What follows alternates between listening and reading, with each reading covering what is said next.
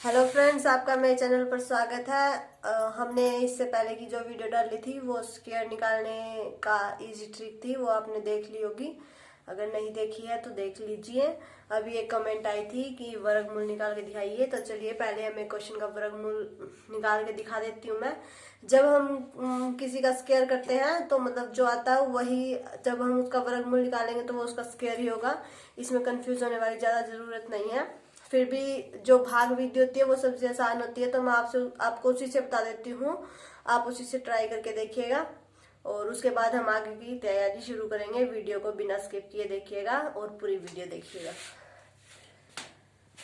तो देखिए, जैसे कि मान लीजिए हमें 625 है, इसका वर्गमूल निकाल के बताना है। ठीक है, तो इसका मैं वर्गमूल आपको भाग विधि से निकाल के बता देती हूँ, तो आप वैसे ही निकालिएगा। ये सबसे आसान तरीका भाग विधि से ही होता है। तो देखिए, ऐसे निकालना है हमें। ठीक है, ऐसे बना लीजिए। अब आपको क्या करना है, अगर पॉइंट्स में भी दिया हुआ है तो भी कोई बात नहीं। मैंने एक वीडियो में पहले भी शायद बताया है, उसमें भी मैंने करवा के दिखाया था। मैं एक बार फिर से बता देती हूँ। आप पहले पेयर बना लीजिए और पेयर जो है वो पीछे से बनाने शुरू कीजिए। जैसे इन दो का बन गया, अगर यहाँ पर कुछ और रकम होती तो वो दो का बन जाता, फिर बन जाता, ऐसे बनाने हैं। अभी हमारे पास सिर्फ 3 ही है, तो देखिए इन दो का बन गया और एक ये रह गई अकेली।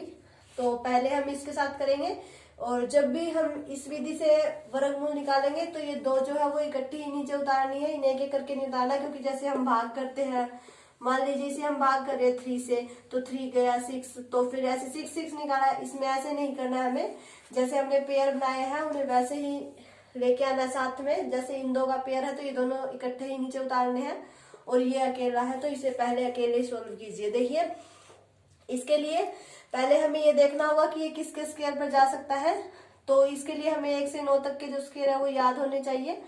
ठीक है, 3 का 9, 4 का 16, 5 का 25, 6 का 36, 7 का 49, 8 का 64, 9 का 81। तो ये जो है वो हमारे 1 से लेकर 9 तक के स्क्वायर है, ये आपको याद होने चाहिए। अब देखिए, पहले हम इसे सोल्व करते हैं। तो अगर इसमें हम 3 का स्क्वायर लेंगे तो वो 9 ज्यादा हो जाएगा, तो इसके लिए हमें 2 का स्क्वायर लेना है। ठीक है, तो 2 का स्क्वायर लेंगे तो 2 2, और 2 2 जा कितना होता है, 4 होता है। ठीक है, यहाँ इसमें से ये माइनस करेंगे तो हमारा 2 बच गया। ये 2 और 5 जो है वो दोनों उतार लिए। अब हमें क्या करना है, इन दोनों को जो है जोड़ना है।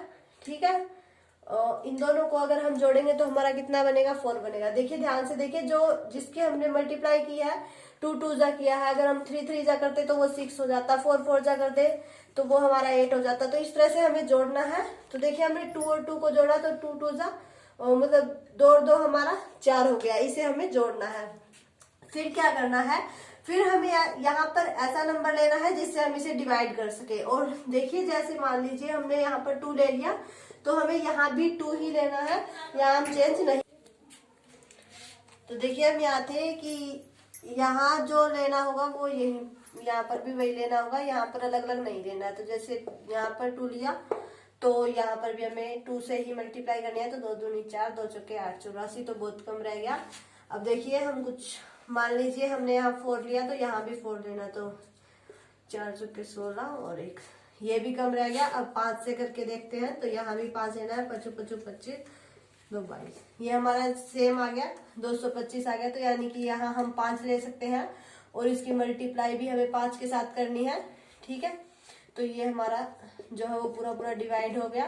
तो ये 25 जो है वो उसका 625 का वर्गमूल आ गया। यानी कि अगर हम 25 का स्क्वायर करते हैं तो वो हमारा किसके इक्वल होगा, 625 का इक्वल होगा। ऐसे अगर आपको ये दे दिया जाता है और आपको ये निकालना है तो आप इस तरह से निकाल सकते हैं।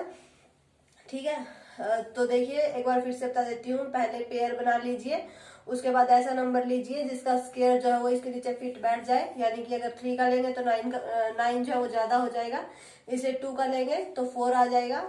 फिर इनकी जो है वो प्लस करनी है, 2 और 2 4 हो जाएगा।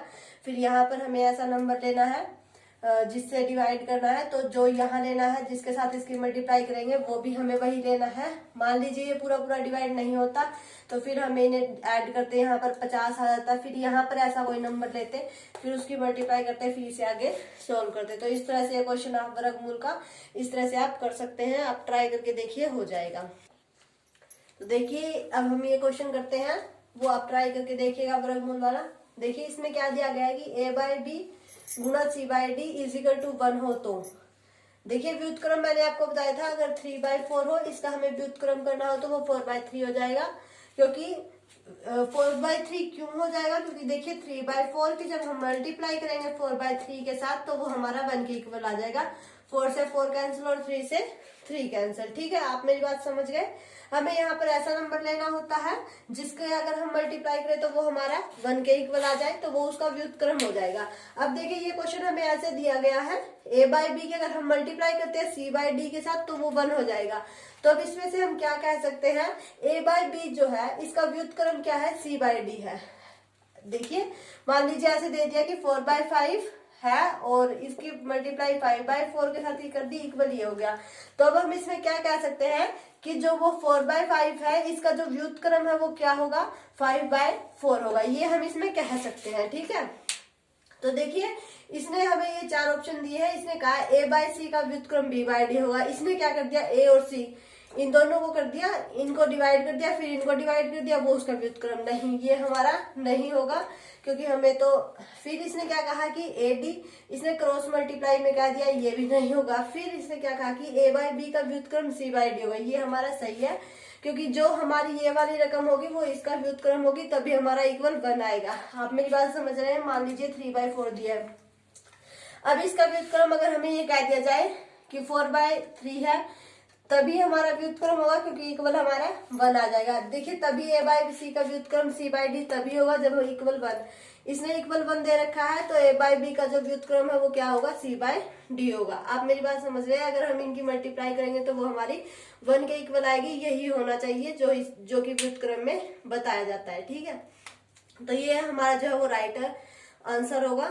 आप इसे इस तरह से कर सकते हैं। फिर देखिए अब ये एक रेखा दी गई है, इसमें आपसे ये पूछा गया है कि जो b है, ये वाला b, ये किस चीज को दर्शा रहा है।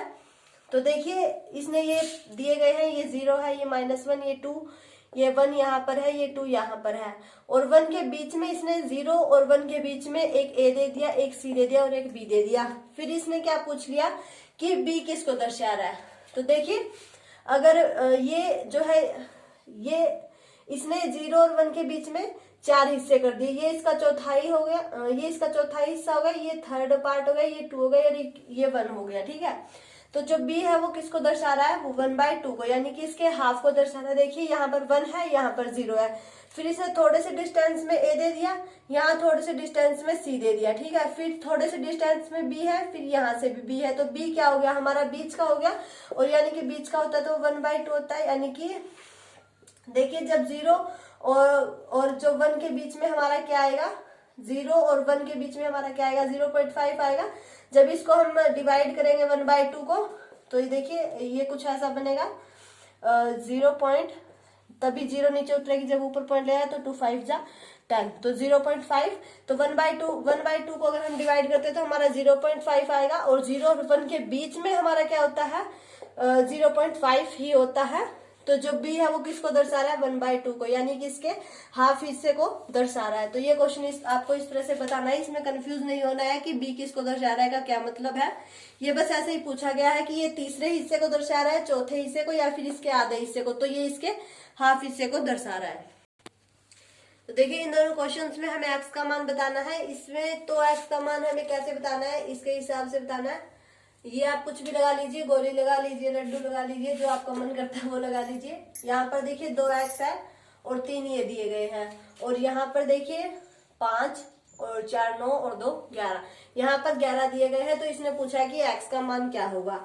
तो पहले देखिए 3 यहाँ पर है और 3 यहाँ पर है, ये 3 हम जो है वो काट देते हैं। ठीक है, अब यहाँ पर हमारे 2x बच गए, और यहाँ पर हमारे लड्डू कितने बच गए देख लीजिए, 8 बच गए। तो 2x = 8, यहाँ पर x है, दोनों को जोड़ेंगे तो हमारा यानी कि x प्लस एक्स करेंगे तो 2x हो जाएगा, और यहाँ पर जो ये है इक्वल में 8 हो गए। ठीक है, तो x इज इक्वल टू 8/2 यानी कि 4। तो x की वैल्यू हमारी कितनी आ गई, 4 आ गई।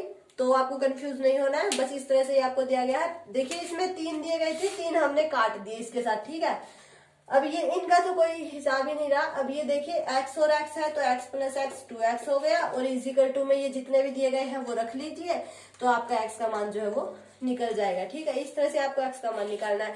इसमें ये क्या पूछ रहा है कि x इजिकल टू 0 नहीं है, हमें इसमें से 3 रकम ऐसी है जिसमें x जो है वो हमारा 0 के इक्वल आ जाएगा, लेकिन एक रकम ऐसी है कि x जो है वो हमारा नॉट इक्वल टू 0 आएगा। तो हमें वही रकम बतानी है कि कौन सी है जिसमें x जो है वो नॉट इक्वल टू 0 है। देखिए x यहाँ पर -1/2 दिया गया है, और यहाँ भी -1/2 है, तो इसका आप एलसीएम लेके भी कर सकते हैं। तो देखिए 2x -1/2 और -1/2, तो 2x -1, और ये 2 उधर जाएगा तो यहाँ पर -1 आ जाएगा, तो 2x और -1 और +1 0 हो जाएगा। x इज इक्वल टू 0/2 तो 0 हो जाएगा। मतलब ये जो है वो ये क्या है, ये गलत है, ये 0 बन रहा है। हमें तो वो बताना है जो 0 नहीं बनेगा। अब ये देख लीजिए, ये 2 है उस साइड जाएगा तो हमारा प्लस का हो जाएगा, प्लस का 2 हो जाएगा तो ये यहाँ पर 0 बन जाएगा। 0 के डिवाइड में 2 आएगा तो वो भी 0 के इक्वल हो जाएगा। तो ये भी जो है वो हमारा x 0 के इक्वल है। मतलब हमें तो वो बताना जो नहीं है, ये भी हमारा 0 के इक्वल है। इसमें तो हमें साफ ही पता लग रहा है, ये 2 इधर प्लस का इधर आके माइनस का हो जाएगा, तो x जो है वो 0 के इक्वल आ जाएगा। तो हमारा क्या बचा, ये जो है वो x जो है वो 0 के इक्वल नहीं होगा। देख लीजिए x है प्लस मतलब इसका पहले एलसीएम लीजिए, 2x + 1/2 इज इक्वल टू -1/2। अब देखिए 2x + 1 -2/2 यानी कि -1, और 2x + 1 इज इक्वल टू -1। ये 1 भी उस साइड जाकर जो है वो माइनस का हो जाएगा, तो x इज इक्वल टू -2/2 यानी कि -1। इस x की वैल्यू कितनी आएगी, -1 आएगी। तो ये आपका राइट आंसर है। आपको इसी तरह से बताना, ध्यान से पढ़ेगा, कहीं आप ये ना बता दें कि x इज इक्वल टू 0 किस में आएगा। नहीं, इसमें हमें ये बताना है कि x इज इक्वल टू 0 किस में नहीं आएगा। तो ये जो है ये हमारी ऐसी रकम है जिसमें x इज इक्वल टू 0 नहीं आएगा। तो इस तरह से आपको क्वेश्चन सोल्व करने हैं। तो देखिए आज हमने ये क्वेश्चन किया है, ये आप ट्राई करके देख लीजिएगा। बाकी ये क्वेश्चन हम कल करेंगे। और अगर आपको मेरी वीडियो अच्छी लगे, अगर कोई गलती हो गई तो उसके लिए सॉरी, और बता देना कमेंट में कि क्या गलती हुई है। अगर ना हुई हो तो अगर आपको मेरी वीडियो अच्छी लगे तो इसे लाइक कीजिए, ज्यादा से ज्यादा शेयर कीजिए, और अगर आप मेरे चैनल पर नए हैं तो इसे सब्सक्राइब करके बेल आइकन दबा लें, ताकि आपको मेरे आने वाले वीडियो के नोटिफिकेशन मिलते रहे और आप अपने एग्जाम की तैयारी को अच्छे से जारी रख सकें।